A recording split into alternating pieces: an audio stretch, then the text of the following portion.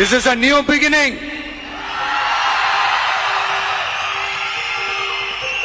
A new era of a real, secular, social justice starts now.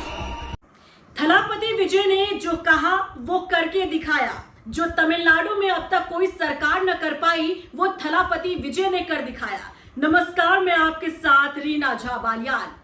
मुख्यमंत्री की कुर्सी संभालते ही उन्होंने जो वादा किया था प्रदेश की जनता से कि एक नए युग की शुरुआत हो रही है, ठीक अपने स्टेटमेंट के जैसा ही उनका काम भी नजर आ रहा है।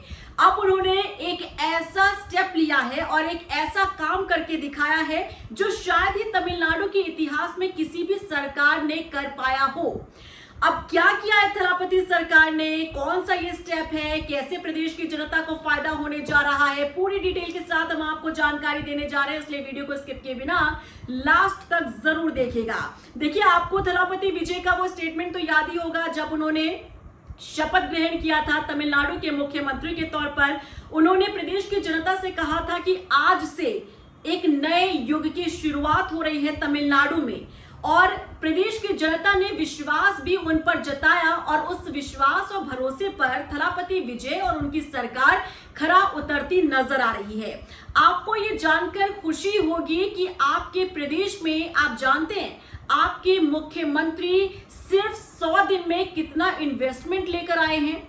आप अगर आंकड़ा सुनेंगे ना तो हैरान रह जाएंगे और शायद आपको यकीन भी नहीं होगा। सिर्फ 100 दिनों के भीतर 1 लाख करोड़ रुपए का इन्वेस्टमेंट, समझ रहे हैं, ये एक बड़ा आंकड़ा है, ये बड़ा फिगर है जो थलापति विजय इन्वेस्टमेंट लेकर आई है तमिलनाडु के अंदर।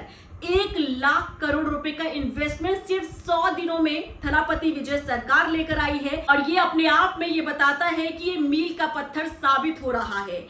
दरअसल इसे लेकर खुद जानकारी दी तमिलनाडु के मुख्यमंत्री थलापति विजय ने। जब एक कार्यक्रम चल रहा था तब उसी दौरान उन्होंने इस बात का खुलासा किया कि मुझे ये बताते हुए बेहद खुशी हो रही है कि सिर्फ 100 दिनों के अंदर जो हमने प्रदेश की जनता से वादा किया था कि हम 100 दिनों में इन्वेस्टमेंट लेकर आएंगे, और आप देखिए प्रदेश के भीतर 1 लाख करोड़ रुपए का निवेश हुआ है। यानी कि कंपनियां प्रदेश में आई हैं, कंपनियों ने अपना काम यहां पर फैलाया है। और आप इन्वेस्टमेंट का मतलब समझते हैं, इन्वेस्टमेंट का मतलब साफ है कि प्रदेश की जनता के लिए प्रदेश में ही रोजगार के अवसर पैदा होंगे, प्रदेश में ही आपको ऐसी फैसिलिटी मिलेगी जिसके लिए आपको दूसरे प्रदेश में जाने की जरूरत नहीं होगी।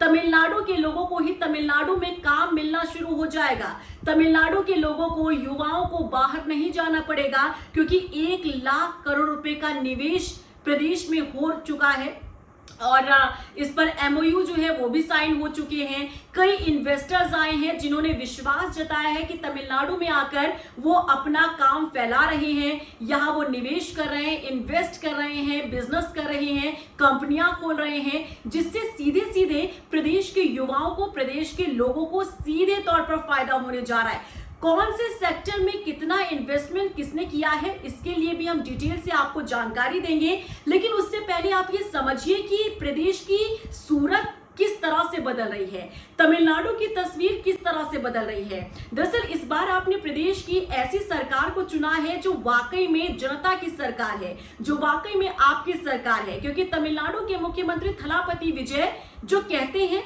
वो करके दिखाते हैं। उनकी कथनी करनी में फर्क नहीं है। जो उन्होंने कहा, जो उन्होंने वादा किया, उस पर वो खरे उतरते दिख रहे हैं। उन्होंने मुख्यमंत्री की कुर्सी संभालते ही कहा था कि यहाँ की तस्वीर हम बदलने जा रहे हैं, और वाकई में तस्वीर बदल रही है। क्योंकि इसका अंदाजा आप इसी बात से लगा सकते हैं, जब इन्वेस्टमेंट आता है किसी भी प्रदेश में तो आप ये समझिए कि वहां का विकास निश्चित है, वहां का विकास कोई नहीं रोक सकता।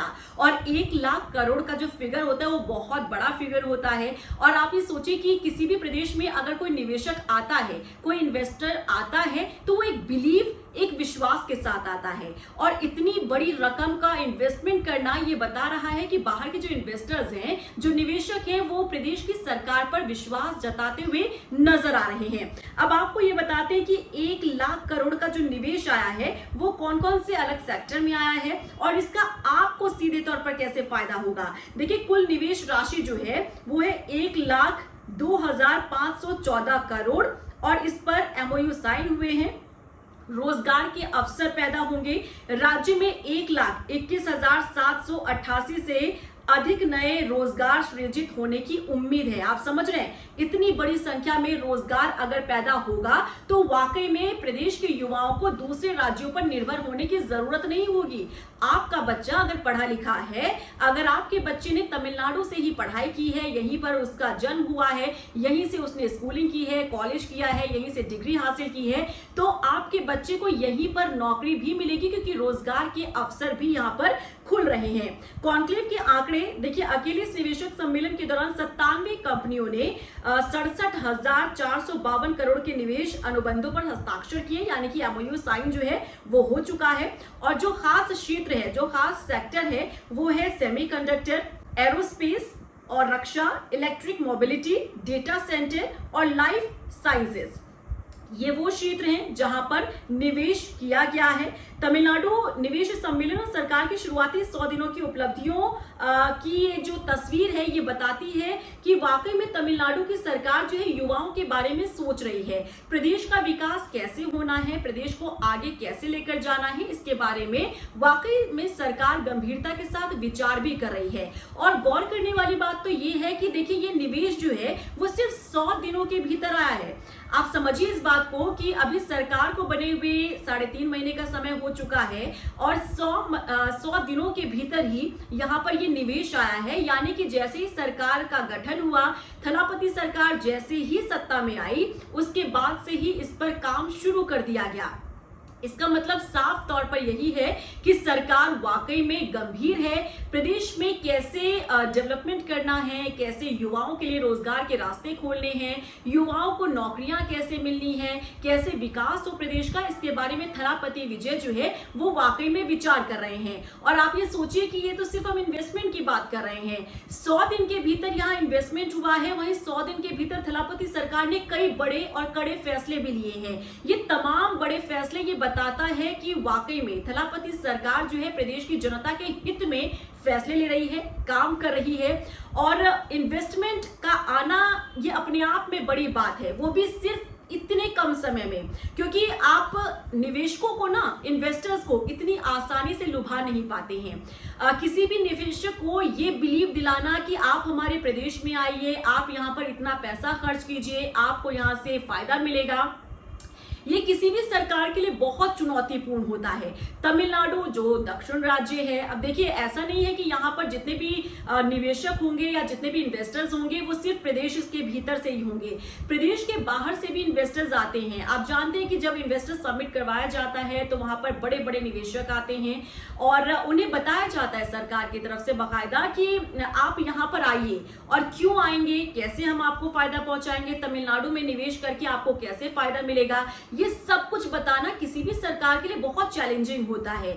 और थलापति सरकार ने ये सब कुछ सिर्फ 100 दिनों में कर दिखाया है। सोचिए, किसी मैजिक या किसी जादू से कम नहीं है, क्योंकि जैसा कि हमने आपको बताया कि किसी भी सरकार के लिए बहुत ही चुनौतीपूर्ण होता है कि आप कैसे निवेशकों को लुभा पाते हैं, कैसे आप उनका विश्वास जीत पाते हैं। और थलापति सरकार ने सिर्फ 100 दिनों के भीतर ये कर दिखाया है।